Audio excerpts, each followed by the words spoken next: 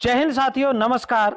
मैं Udayveer Singh Mavi, lecturer in chemistry, आपका स्वागत करता हूं आज एक special capsule course inorganic chemistry के लिए, जिसमें आज हम पढ़ने वाले हैं 2 घंटे में complete periodic classification in one shot. Dear friend, इसके अंदर हम 3 स्टेप्स में इस यूनिट को पढ़ेंगे। सबसे पहले we will talk about the periodic classification of element and basic laws, Dobereiner, Newland, Lothar Meyer, Mendeleev and modern periodic law. Then we will talk about the modern periodic table, division in groups, periods and blocks, and after that we will completely study the different blocks of periodic table S, P, D and F block with questions for IITG and NEET examination. So dear friend, let's start and please enjoy. Periodicity in properties.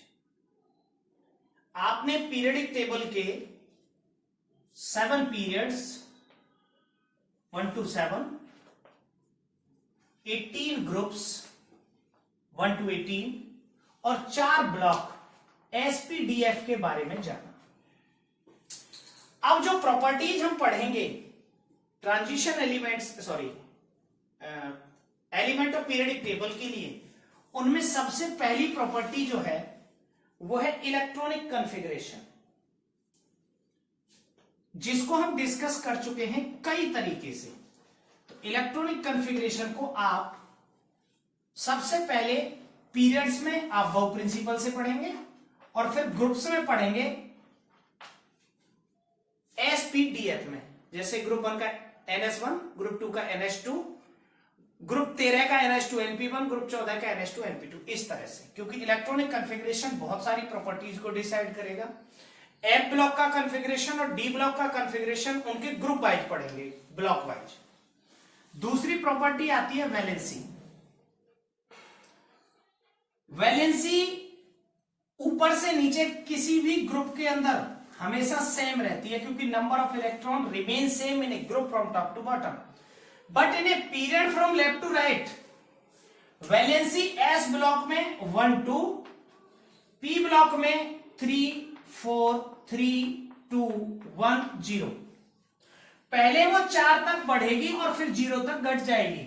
लेकिन in case of D block और F block element जो valency होगी वो बहुत ज्यादा change नहीं होती, वो या तो 2 होगी या 3 होगी। Second property. थर्ड प्रॉपर्टी है हमारी एनोमेलस बिहेवियर। ये बहुत इंपॉर्टेंट है, इससे बहुत सारे रीजनिंग क्वेश्चन बनेंगे। कुछ क्वेश्चंस के एग्जांपल मैं आपको दूंगा। प्यारे साथियों, एनोमेलस बिहेवियर को शो करते हैं सेकंड पीरियड एलिमेंट। तो सेकंड पीरियड में हमारा है lithium, beryllium, boron, carbon, nitrogen, oxygen और फ्लोरीन। अब ये अपने अपने ग्रुप के रिप्रेजेंटेटिव एलिमेंट हैं, क्योंकि सारा ग्रुप इनके अंडर होता है। तो ये साइज में सबसे छोटे होते हैं, इनकी इलेक्ट्रोनेगेटिविटी हाई होती है, डी ऑर्बिटल इनके पास एब्सेंट होता है, and they have ability to form p multiple bond. अपने इन्हीं गुणों के कारण ये अपने मेंबर्स के साथ डिफरेंट बिहेवियर शो करते हैं, और यही डिफरेंट बिहेवियर कहलाता है anomalous behaviour. The first member of each group show different behavior from the rest element of the same group called anomalous behavior, and the reason for anomalous behavior is they are very small in size, high electronegativity, d orbital absent, and ability to form p multiple bond. Example के लिए nitrogen N2 होता है, phosphorus P4 होता है, because nitrogen have ability to form N triple bond N, that is why it exists as N2 while P4 does not form P triple bond P, तो ये exist करेगा P4 की तरह। Second बात, nitrogen is a gas while phosphorus is a solid, again same, because it have the multiple strong multiple bond, तो इसके weak bond वाल forces होंगे, और इसमें सिंगल बॉन्ड होगा तो इसके जो फोर्सेज होंगे वो वीक बॉन्ड वाल फोर्सेज नहीं होंगे, तो ये सॉलिड होगा। जनरल ट्रेंड होता है when we move down a group from top to bottom, the density of hydrides increases, तो melting boiling point generally increase होते हैं, लेकिन जब हम नाइट्रोजन से नीचे जाएंगे NH3 के नीचे PH3, तो NH3 का ज्यादा होता है PH3 से, जनरली ट्रेंड होता है ऊपर से नीचे बढ़ता है, बट नाइट्रोजन में हाई इलेक्ट्रोनेगेटिविटी के कारण ये हाइड्रोजन बॉन्ड बना लेते हैं, तो हाइड्रोजन बॉन्ड के कारण जो घटना चाहिए था वो इसका ज्यादा हो जाएगा, बाकी नीचे सेम ट्रेंड फॉलो होगा, ऊपर से नीचे जाने पर बढ़ेगा तो सबका बढ़ेगा। ऐसे ही H2O के केस में होता है, H2O जो होता है वो लिक्विड होता है और H2S जो होता है वो गैस होता है। इसी तरह HF और HCl में होता है, जो HF होता है उसका बॉइलिंग पॉइंट HCl से ज्यादा होता है, क्योंकि इसमें HF में हाइड्रोजन बॉन्डिंग होती है और HCl में नहीं होती। तो एनोमेलस बिहेवियर में जब भी फर्स्ट मेंबर का कंपैरिजन बाकी मेंबर से हो अपने ग्रुप के साथ, तो उसके 4 रीजन हो सकते हैं। उनका साइज बहुत छोटा है, इलेक्ट्रोनेगेटिविटी बहुत ज्यादा है, उनके पास डी ऑर्बिटल एब्सेंट है, जैसे नाइट्रोजन NCl5 नहीं बनाता, लेकिन फास्फोरस जो होता है वो PCl5 बनाता है, क्योंकि phosphorus can extend its valency up to 6। PCl5 जो होगा it exist as PCl4 positive tetrahedral और PCl6 नेगेटिव ऑक्टाहेड्रल की तरह एग्जिस्ट करेगा। तो phosphorus can exist in the valency 6, but nitrogen cannot extend its valency more than 4। Nitrogen valency को 4 से ज्यादा एक्सटेंड नहीं कर सकता। तो ये एनोमेलस बिहेवियर की कैटेगरीज में आएंगे। Large number of questions are there, लेकिन आपको सिर्फ रीजन्स याद रखने हैं, क्योंकि इनका साइज जो है वो बहुत छोटा होता है। और अब हम बात करेंगे इनके अलावा कुछ और जनरल प्रॉपर्टीज की, जिसमें सबसे पहले शुरुआत हमारी रेडियस के साथ होगी। एटॉमिक रेडियस का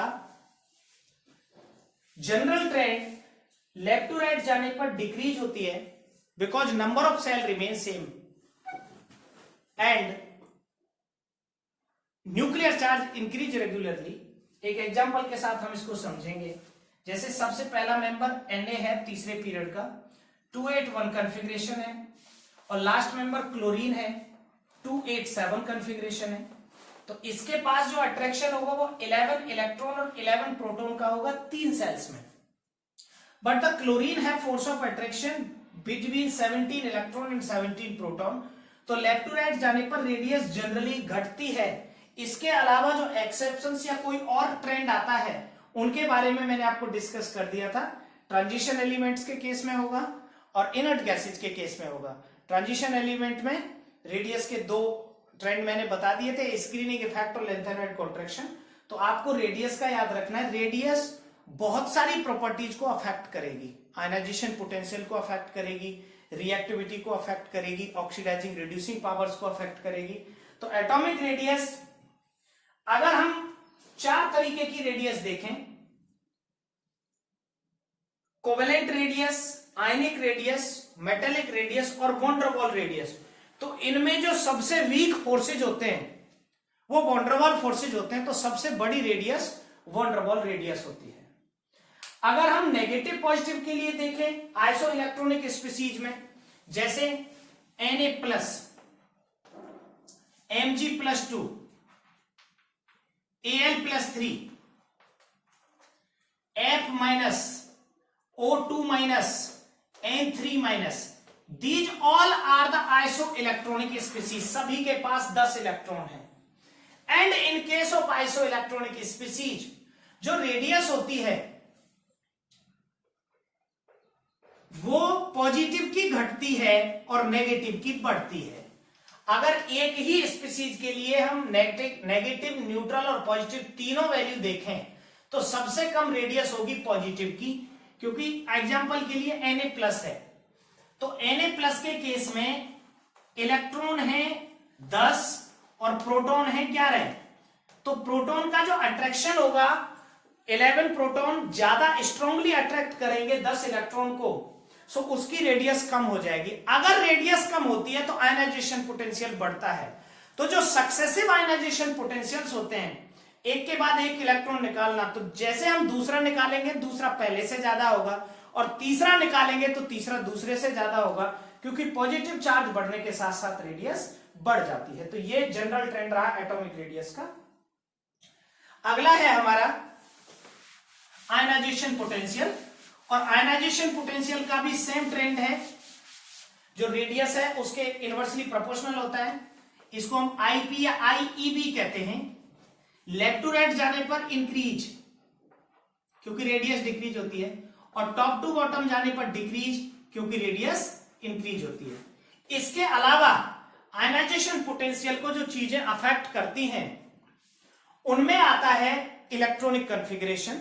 अगर आपने, जब हम लेफ्ट टू राइट मूव करते हैं, जैसे सेकंड पीरियड का ही मैं एग्जांपल आपको दूं, लिथियम, लिथियम के बाद beryllium, boron, carbon, nitrogen, oxygen और फ्लोरीन, तो इसमें से पहला इलेक्ट्रॉन इजीली निकलेगा, लेकिन सेकंड इलेक्ट्रॉन के बाद स्टेबल कॉन्फ़िगरेशन आ जाएगा, तो second electron can not remove easily. इसमें से पहला निकलेगा, पहले के बाद दूसरा निकल जाएगा, बट तीसरा इलेक्ट्रॉन, थर्ड जो इलेक्ट्रॉन होगा वो इजीली रिमूव नहीं होगा। लेकिन इसका क्योंकि कॉन्फ़िगरेशन H2 है, तो H2 कॉन्फ़िगरेशन स्टेबल होता है, तो इसका आईपी इससे ज्यादा होगा, और इसका जो पहला आईपी है वो बोरॉन से भी ज्यादा होगा, क्योंकि बोरॉन का कॉन्फ़िगरेशन H2P1 है, तो बोरॉन का पहला इलेक्ट्रॉन जल्दी निकल जाएगा। लेफ्ट टू राइट जाने पर आईपी बढ़ना चाहिए था, या तो घट गया, क्योंकि बेरिलियम का पहला इलेक्ट्रॉन स्टेबल कॉन्फ़िगरेशन से निकलता है। इसी तरह बोरॉन के बाद हम कार्बन की तरफ मूव किए, जनरल ट्रेंड फॉलो होगा, लेफ्ट टू राइट जाने पर बढ़ेगा। नाइट्रोजन की ओर मूव किए, क्योंकि नाइट्रोजन का कॉन्फ़िगरेशन है P3, तो P3 स्टेबल होता है, तो पहला इलेक्ट्रॉन मुश्किल से निकलेगा, और वो इतनी मुश्किल से निकलेगा कि वो ऑक्सीजन से भी ज्यादा एनर्जी लेगा। तो ऑक्सीजन का जो आयनाइजेशन पोटेंशियल है वो नाइट्रोजन के पहले आयनाइजेशन पोटेंशियल से कम होगा। So ionisation potential depends on radius as well number of electron. अगर हम बात करें सोडियम की और मैग्नीशियम का कंपैरिजन करें, तो सोडियम से पहला इलेक्ट्रॉन तो इजीली निकल जाएगा, लेकिन इसके बाद आ जाएगा इनर्ट गैस कॉन्फ़िगरेशन 281, तो 1 इलेक्ट्रॉन निकालने के बाद 28 आ जाएगा P6, और P6 होता है स्टेबल, तो इससे second electron can not remove easily, तो आईपी की वैल्यू बहुत ज्यादा बढ़ जाएगी। अगर किसी में 3 वैलेंस इलेक्ट्रॉन है, जैसे एल्यूमिनियम में, तो एल्यूमिनियम के 3 इलेक्ट्रॉन निकल जाएंगे, एल्यूमिनियम +1, एल्यूमिनियम +2 और एल्यूमिनियम +3। लेकिन इसका जो ट्रेंड होगा वो यही होगा कि IP1 is smaller than IP2 is smaller than IP3। लेकिन अगर इनर्ट गैस कॉन्फ़िगरेशन से निकालेंगे तो इसके आईपी की वैल्यू बहुत बहुत ज्यादा आएगी। तो ये हमारा जनरल ट्रेंड है आयनाइजेशन पोटेंशियल का। डेफिनेशन ये रहेगी, the amount of energy required to remove one electron from the outermost shell in isolated gaseous state, it increases left to right in a period and decreases top to bottom in a group, and ionization potential also depends on stability of configuration. The trends of successive ionization potentials are IP1 is smaller than IP2 is smaller than IP3, but it also depends on the stability of configuration. चौथी property है हमारी electron gain enthalpy, और electron gain enthalpy का जो trend होता है generally आप समझेंगे। इलेक्ट्रॉन गेन एंथैल्पी क्या है? When we remove one electron from outer, when we add one electron in the outermost cell,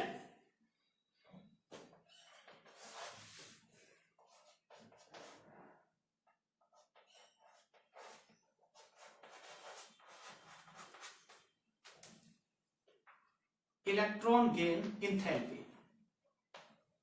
जब हम किसी भी एलिमेंट के आउटर मोस्ट सेल में एक इलेक्ट्रॉन ऐड करते हैं, जैसे फ्लोरीन, तो इसका होता है 2 और 7, तो हमने इसमें एक इलेक्ट्रॉन ऐड किया तो हमें बन जाएगा F नेगेटिव 2 और 8। तो जो एनर्जी रिलीज होगी उसी का नाम होगा इलेक्ट्रॉन गेन एंथैल्पी। अब अगर हमें यह पता करना है ज्यादा किसकी होगी, तो electron gain enthalpy directly proportional to nuclear charge के और इनवर्सली प्रोपोर्शनल टू रेडियस के। जितना ज्यादा nuclear charge electron gain enthalpy उतनी ज्यादा, क्योंकि ये रिलीज एनर्जी है तो इसका साइन नेगेटिव होता है। So when we move across a period from left to right, electron gain enthalpy increases left to right जाने पर, और टॉप टू बॉटम जाने पर यह डिक्रीज होती है। अब इलेक्ट्रॉन गेन एंथैल्पी में 2-3 एक्सेप्शंस हैं, उनको भी समझ लेते हैं। जैसे फ्लोरीन है, कॉन्फ़िगरेशन है 2 और 7, और क्लोरीन है, क्लोरीन का कॉन्फ़िगरेशन है 2, 8, 7। तो जैसे हमने इसमें इलेक्ट्रॉन ऐड किया, क्योंकि ये ऊपर वाला है, ऊपर से नीचे घटती है, तो फ्लोरीन की क्लोरीन से ज्यादा होनी चाहिए, लेकिन होती है कम, क्योंकि because of very small size जब हम इसमें 8th इलेक्ट्रॉन ऐड करेंगे तो इलेक्ट्रॉन इलेक्ट्रॉन रिपल्सन हो जाएगा, और इसी के कारण the electron gain enthalpy of fluorine is lesser than that of chlorine. एक और इसमें हम देखेंगे सक्सेसिव इलेक्ट्रॉन गेन एंथैल्पी को, कि जिस तरह हमने इलेक्ट्रॉन ऐड किया था